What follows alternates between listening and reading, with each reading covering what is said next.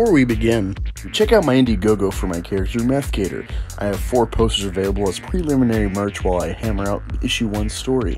The goal is to raise awareness for the character and raise funds for a quality issue 1 cover. Thanks! Hey guys, welcome to Black Angus Reviews. Today we're going to be reviewing The Boys Season 2, Episode 7, and wow, what an episode to follow up Episode 6.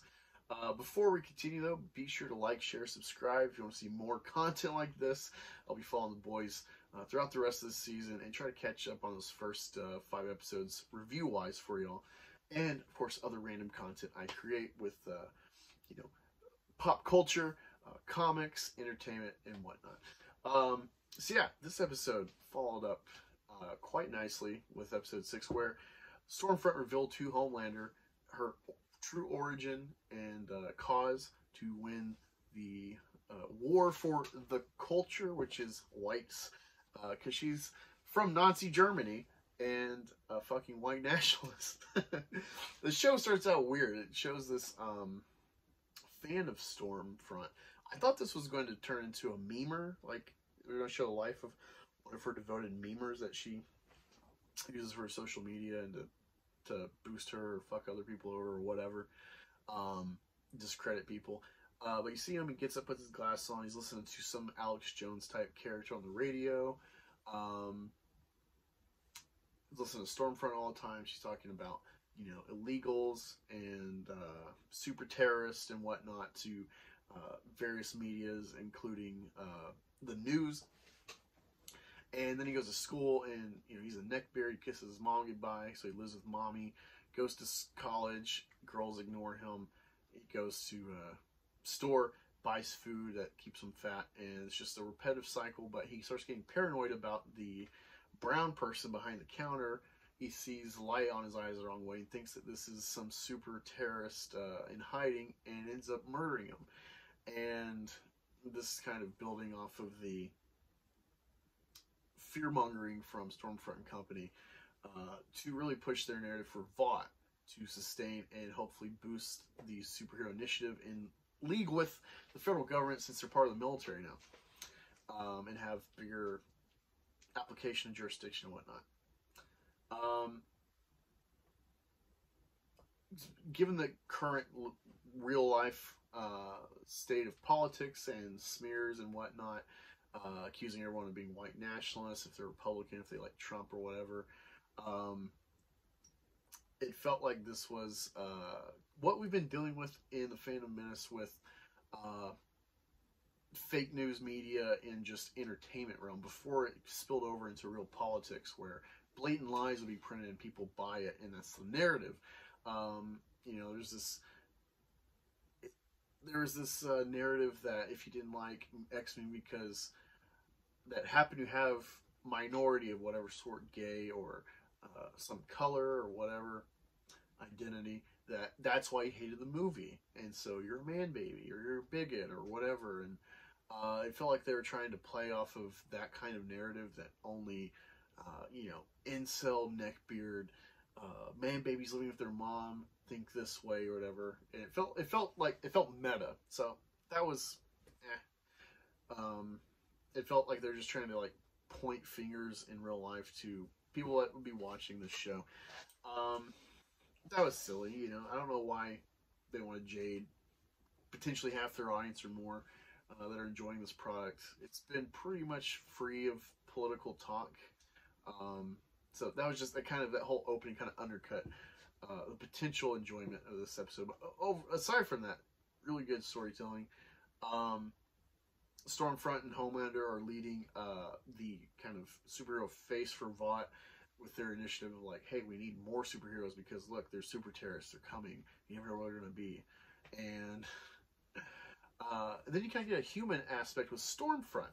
Stormfront is looking at a baby, and Homelander picks up on it. And I thought she's going to maybe allude to trying to get pregnant with him or something, but she just reminisces about her daughter, how she looked like that, and misses her. And so Homelander's like, I got a surprise for you. And, before he wanted to show her flowers last episode, so it's like, where's this? What's he going to do? And he takes her to Becca and his son Ryan, who is naturally superpowered like him. It's like, oh shit. And eventually that whole thread builds where Homelander's really like shoving Becca out of the picture. At one point, I thought he might just kill her, have his way with how he wants to raise Ryan. But I guess he sees a long haul that like he can't just like destroy the mother of this kid and try to win him over. If he was thinking that at all, I don't know. But it felt like that. The tone felt like that. But yeah, he eventually, you know, he introduces Stormfront to them, and it becomes very clear, like, hey, we're your family. And that's where that goes so far. So another thread of interest for the show is going to be how Ryan is being raised by literal Nazi stepmom and her boyfriend, his dad. The image of America for this superhero team. Starlight, her thread, she's in a really weird place, and you know, her mother arranges another meeting and stuff, and Starlight kind of shows that she went out patrolling to save people, and she believed all this stuff, and that she was sent by God, she was doing God's work, and she would touch the cross and stuff. And it turns out it was all fake, you know, or her view is like, this is all fake, so God's fake, like everything's a lie. I'm part of this bad goings on in the world. I contribute to it by existing. And just that mental state, like it really puts, the way they delivered it really puts you in her character's head and where she's at, and you don't know where she's going to go once maybe they solve the Homelander 7 Vought issue that's central to drive this story. The boys, on the other hand, they got Lamplighter with Grace, and they're working with this lead congresswoman who's, you know, been against the Supes from the beginning. Now they're doing congressional hearings momentarily, you know, another day or two in this show. And Lamplighter's going to be a key witness, and Huey's got to babysit him while Mother's Milk and Frenchie are doing stuff, and Butcher's dealing with his mom.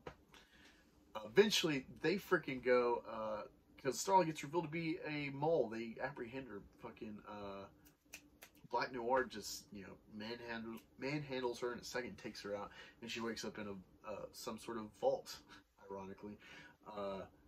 Who knows where, but you know, it's at the tower. But she can't suck any energy from the electricity to get out to use her powers, so she's just stranded and doesn't know where the hell she is.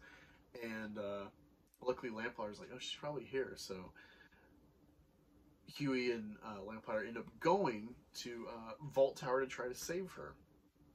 Really, it's ulterior motive. What's his name? Lamplighter wants to make a final statement in front of a statue in honor of his dad. So he talks about how he first revealed his power to like 4, and he burned the house down. His dad was so proud. And he goes out. This is weird. A fire-based elemental superhero burns himself to death. That was stupid to me. You know, Johnny Storm, or Pyro, I don't know about Pyro in the comics, where all he's gone, but I wouldn't expect either of those two characters to be able to just burn themselves to death. You know, I wouldn't expect Iceman to freeze himself to death, or Mr. Freeze, or I would expect Aquaman to drown him. So, you know, these elemental related characters, the element shouldn't be able to kill them. That's counterintuitive. So I don't know how that works in this universe, but maybe it's in the comics. I don't know. That was just weird to me. But it did make it kind of comical, because Huey had to cut his hand off because he still needed the hand to get through the doors. And so he's trying to figure out how to cut his hand off, and it's just gross, but he needs it, and it's kind of like, fuck this guy anyway. But we get this cool fight scene, actually. Starlight gets out thanks to that fire starting alarm. She zaps some electricity from the emergency light and blasts out. But fucking Black Noir is there to fucking catch her, and he starts beating the fuck out of her. I thought he was going to throw her out of the building, but I think she can fly. We haven't seen her fly in a while, so I'm like, does she fly? But she's getting her ass kicked. I thought she was going to get killed, get her neck snapped or something. And fucking Queen Maeve pops in to save the day. She shoves an almond joy in his face, which I love almond joys, by the way. This like unstoppable, unkillable force gets killed by tree nut allergies. That was ironic or funny in its own way. I don't know if he's dead or if it's just incapacitated for a long time with allergic reaction, but that was funny. You wouldn't expect someone with that power to have such a arbitrary weakness. It's like, you know, Homelander can't see through zinc, you know, instead of lead. Um, but yeah, Butcher gets a lot of character development. You finally see his mom. She tells him his dad's dead. Come see her. But it was a trick, and it's I can't remember his name, but he's like the steward of Gondor. He's like the fill-in for the king from Lord of the Rings. That guy with like the tomato juice dripping down his face, you know, engorging himself while his son and troops try to stave off the orcs. That guy. He plays the abusive father of Butcher's dying of cancer. And, yeah, it turns out Butcher's brother offed himself with a gun. I don't think that was ever stated in that one episode that talked about his brother dying. It seemed like he died of just being weak or something, not offing himself. So that adds layers to what Butcher's dealing with.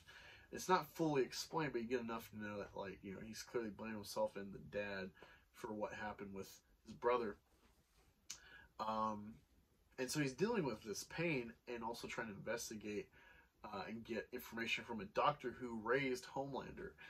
And we haven't seen him for a while, and now he's decrepit. He's living with his daughter, trying to enjoy his last days, I guess. And Butcher's like, you know, you don't realize all the pain you've caused so many fuckers like me. He's like, well, I couldn't give a shit back then. It wasn't on my radar. And he's like, well, is it on there now? And stuff. He's like, I can't help you. You know, family's more important. He tries to give the same stuff he told Mallory, but he's like, well, you know, I'll go in that room, bash your daughter's brains out, and then I'll find her husband and kiddies and all your other kids and their family, and I'll wipe your family from existence. So you're gonna play ball. It really puts you in like that mind of this dude's in the SF. Like, he has done some shit. He knows how to get stuff done, and he is an animal waiting to be unchained. And this profession has really worked out for him to channel that, but it could get ugly for people that don't need to get ugly for. And so you play ball, and this kind of makes up for the fact that fucking Lamplighter burned himself to death. He's still stupid. This is where it gets crazier. I'm like, what the fuck? You're having the congressional hearing, bipartisan. You got all these people ready. You got Amy, I think it's her name, talking to the press and whatnot. It's like, yeah, we're doing everything with investigations the feds want, blah, blah, blah. You got Homelander sitting there, Stormfront's there.